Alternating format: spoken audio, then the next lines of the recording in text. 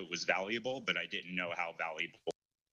There aren't many things that can last for almost a century. Turns out a glass bottle is among them, and it's a gem. A person who used to live in Champaign and bottle collector stumbled upon a bit of history that could be one of the rarest Illini collector's items around. WCIA 3's Andy Olson joins us now. So, Andy, what exactly is it they found? Well, it's an exclusive bottle that has only popped up online a few times. This special Fighting Illini football bottle survived being washed into a creek. It was only given to fans on the day they opened Memorial Stadium in 1923. It's rare, but it's one that every Illini superfan may want. Drift Roberts lives in central Illinois and says that finding old bottles is one of their main passions.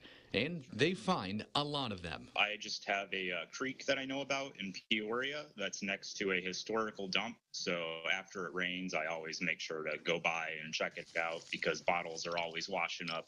After a particularly bad storm this spring, Roberts had found one of the rarest bottles they'd ever seen. One that goes back to a time when this guy was just starting his Hall of Fame career and the Illini were on their way to a national championship.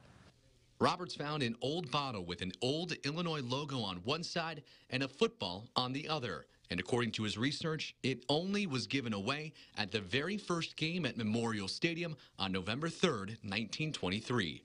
It was made in Champaign, too. The inscription says Champaign Coca Cola Bottling Company.